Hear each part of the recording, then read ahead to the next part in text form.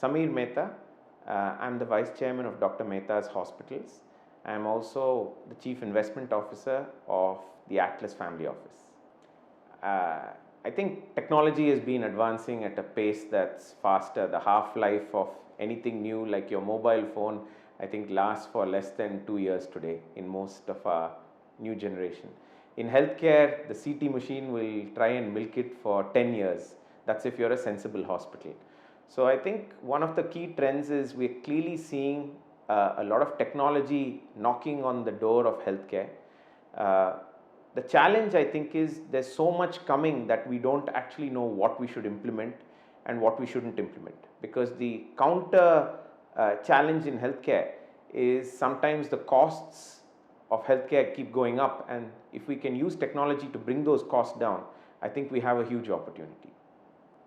I think we can learn something from everywhere. We've learned, for example, from e-commerce, the fact that the user experience for customers, I never appreciated how much attention they pay to detail in what is the flow of a customer through a website. The same if we apply that to the hospital. For example, the first person who greets a person who walks in should not be the security guard that's trying to block you from entering the hospital, but perhaps should be somebody who's trying to help you with what direction you need. And then all the way to the person that once, for example, you've just heard that a relative is seriously ill or being diagnosed with something that they may not have expected, that you have a little friendly face and perhaps a support mechanism, so saying that I hope you see a brighter day. And that sometimes in healthcare we don't pay as much attention to those specific user experiences. That was an example from e-commerce. Take another example from the world of Uber. So one of the things Uber clearly has done in the world of what we call the gig economy is we today share best practices really by word of mouth in most industries. Something Uber has done extremely well is they share best practices through an internal knowledge platform and HR training with things like organizational cards. And that is something we learned in our hospital. So we created this very simple game. It's a card game that communicates to our customer what is important from their health awareness, but also taking that step further. The other thing Uber did very well is make things very transparent to their customers. So today, for example, in our hospital, if you come and spend any time there, you get a daily update of your cost, but you get one better, you get a expected cost, total cost for the whole stay of yours. And that is different, because previously a person would come, they would ask a doctor, what should I do? And today, instead of doing that, they can have it on their phone, by their fingertips, and before they even ask for it. So a couple of things. One of the things we notice very quickly is the attention span of people getting younger is much shorter. So one of our big learnings from a consumer facing side of things as well as a doctor is if a doctor has to meet a customer, a patient, and is doing, for example, an outpatient appointment, they don't have time to sit and talk to the machine and take notes all the time. But yet the importance of having an electronic medical record is fundamental, because that's where a doctor can perhaps look at visit 1 to visit 2 to visit 3 and see maybe there's a pattern emerging. So it is important. And I think one of the things that we've seen and learned perhaps from other industries is because of that short attention span, the issue is not what is the size of the EMR or how many features the electronic medical record has, but much more importantly, it's the basis that if a doctor only takes 20 seconds or less than a minute to make the full note of a patient on a medical record, they have enough time to first understand the customer needs, to talk with the customer rather than to talk to the computer or the mobile phone or something else. Because just as attention spans are dropping, people still want to meet people. And I think that was something that we learned from an alternative side, which I think I would call fundamental learning from our hospital, is clearly I think the cost per procedure, healthcare inflation is increasing every day. If you look anywhere in the world, the cost government spend on healthcare, consumers spend on healthcare is only increasing. And when you look at new technology, for example, today I want to buy a CT scan, G will come and give me a quote that's 5 times what I bought the last CT machine 5 or 10 years ago. Today I want to think of buying, say, a robot, an assisted robot. the cost of that robot is so astronomically high that I'm there scratching my head wondering how am I ever going to pay it back. So that means the cost per procedure for the consumer, right, if they're coming for treatment X, is going up. Medical, whether it's medical devices, whether it's pharma companies, that cost seems to increase. We took a decision in our hospital in Dr Methos. I mean, we're 86.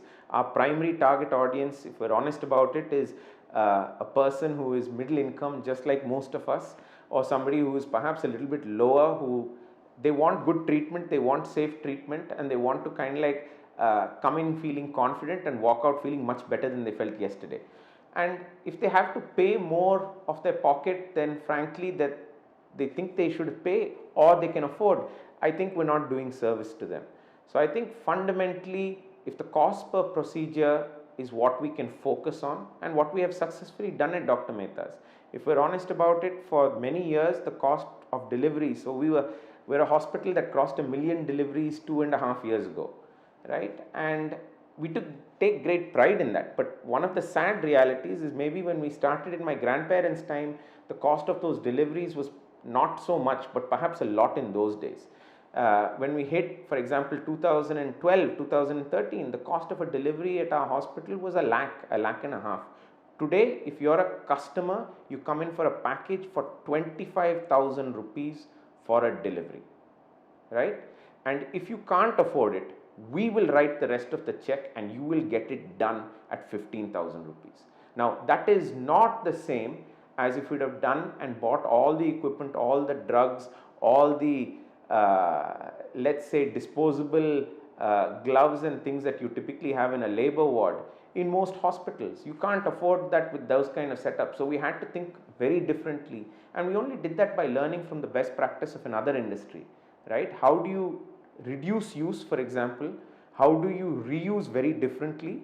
And how sometimes you choose your I guess raw materials based on the customer capacity. And if you focus on reducing the cost per customer, I think you will keep a customer for life. And that's the reason we've been fortunate and privileged to be there for, 80 plus years. It's no small deal. But there are many tough days. And if we don't get our act together, our industry will suffer. One of the things we learned in terms of for example, let's, I'm just trying to think what's a good company to use.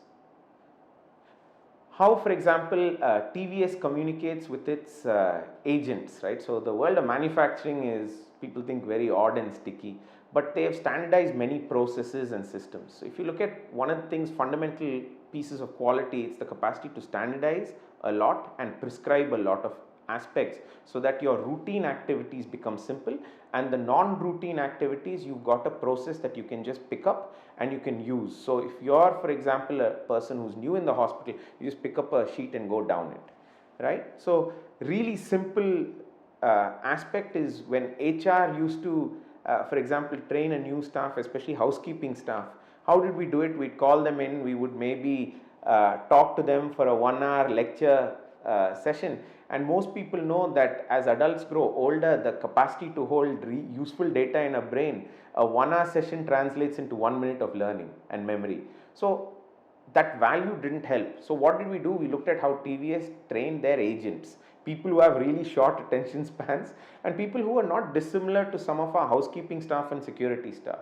And we learned very clearly, we'll make these 1-minute soundbite videos. So if you make a 1-minute video, the probability a person will hold about 20 seconds of that into memory is much higher than a 1-hour video, right? So we had all these 1-minute videos from a person who was the housekeeping staff sitting training the next generation of housekeeping staff.